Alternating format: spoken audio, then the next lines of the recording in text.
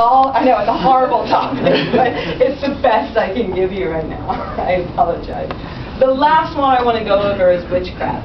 And I think that often, you know, in the developed world, we think of witchcraft as a Monty Python sort of thing. Oh, she's a witch, you know. But unfortunately, witches are a very real thing in terms of people believing that they're real. There was an article written by a British journalist, Johann Hari, who's amazing. He writes I think a bi-weekly column for The Independent. He talked about a group. You know, I think I might actually have a note. I want to get the name of this woman right because she's absolutely amazing. Juliana Bernard. Juliana Bernard is a woman who grew up in Tanzania, and she was very lucky because she had parents who understood germ theory, and they raised her to believe that illness is caused by disease and germs, not bad spirits.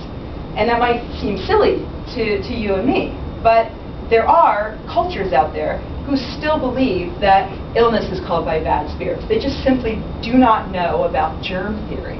And I know I had to read this several times for it to really sink in, because germ theory is just so obvious when you're growing up in a developed world where that's just in the textbooks. You go to the doctor, he talks about your cold germs, your flu germs. You just know. Not in Tanzania. So Juliana was very brave, and she basically went back to Tanzania. She became educated, went through Tanzania, traveling from village to village, basically debunking witches. So I was amazed that I'd never heard of her before, because to me, like, that's what being a skeptic is all about. You know, when I was first learning about the skeptic community, my introduction was James Randi. And James Randi, that's what he did. He debunked psychics. He debunked, bad spirits, ghosts, hauntings, things like that. Uri Geller. I hope that wasn't on tape anyway. Yeah, I don't want to sue me. But that's what being a skeptic is about. And that's what Juliana is doing, and she's doing it in a place where it matters so much more than you know. Hari's article had some wonderful quotes.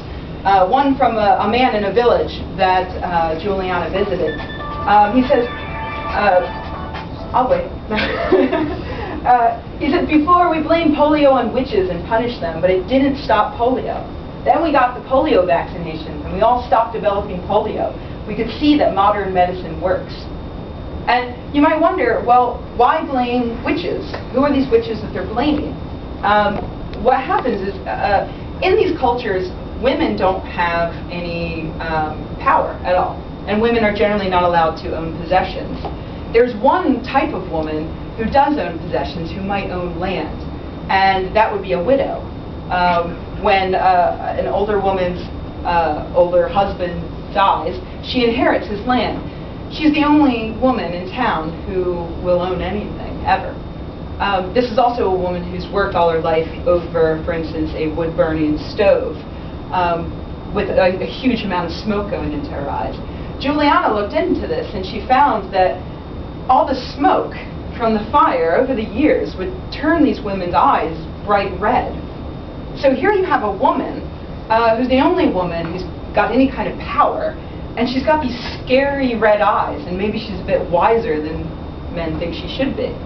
And so she gets this reputation. Some crops die, and a newborn dies for an unknown reason, and you don't know what causes it. So you blame the weirdest thing around, and the weirdest thing you've got is this old landowning, red-eyed woman. So what Juliana did was she taught them about germs, and then she came in and she replaced all their stoves. She gave them stoves with chimneys so that the smoke wouldn't go in the women's eyes. Their eyes cleared up. People learned about germs. They stopped blaming these women for being witches. And the results were incredible. Hari describes it as just the smallest drop of rationality can, it seems, kill these superstitions stone dead. Older women tell him about how they were tracked down, they were beaten to within an inch of their life for being witches. They know people who were murdered. and it's not happening once Juliana moves through town. That's the importance that a bit of skepticism can have to a feminist organization. Juliana's organization, and hopefully, I think it's on a slide at the end so I can tell you exactly what it is. But it's an organization that's just working on helping women in areas of great poverty. So I think that's a really good example of the way that skepticism can overlap with feminism and why it's important to do so. Just to wrap up,